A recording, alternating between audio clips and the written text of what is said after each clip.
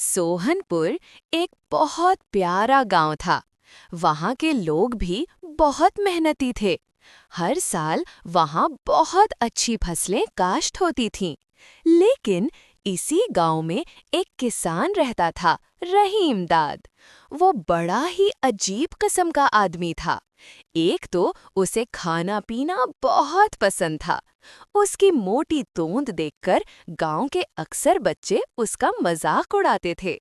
और दूसरा काम था सोना। उसे सोना भी उतना ही पसंद था।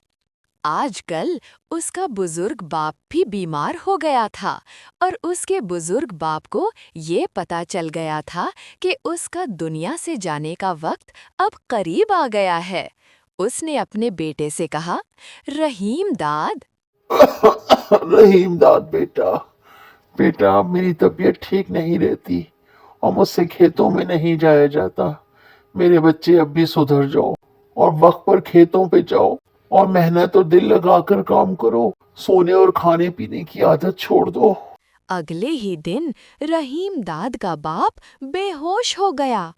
रहीम दाद अपने बाप की हालत देखकर बहुत घबराया और रोना लगा। फिर उसने अपने बाप को एम्बुलेंस में गांव के हॉस्पिटल ले गया। सॉरी, हम आपके बाप को नहीं बचा सके। अब वो इस दुनिया में नहीं रहे।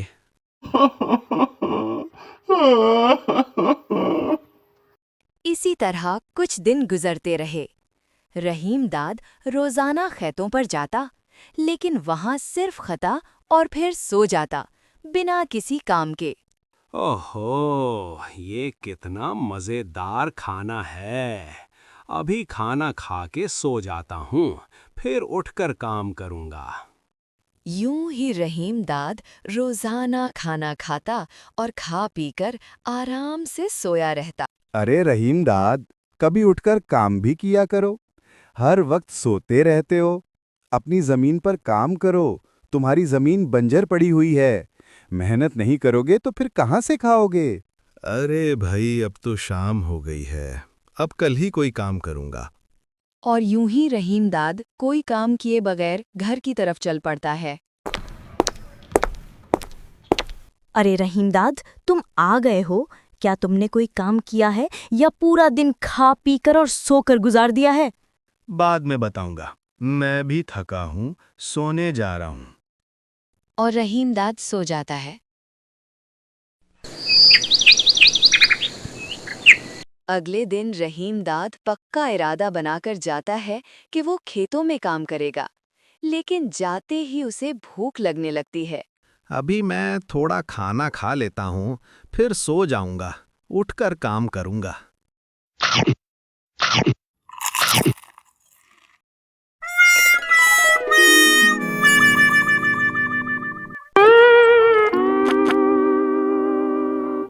मामा वो देखे, रहीम चाचा फिर से सो गए। सुबह से अभी तक सो ही रहे हैं। बारिश शुरू होने से पहले ही सबकी फसल तैयार हो चुकी थी। सबने मजे मजे से अपनी गंदुम काटी। कोई गंदुम लेकर घर आया तो कोई मकई, कोई साग तो कोई सब्जी।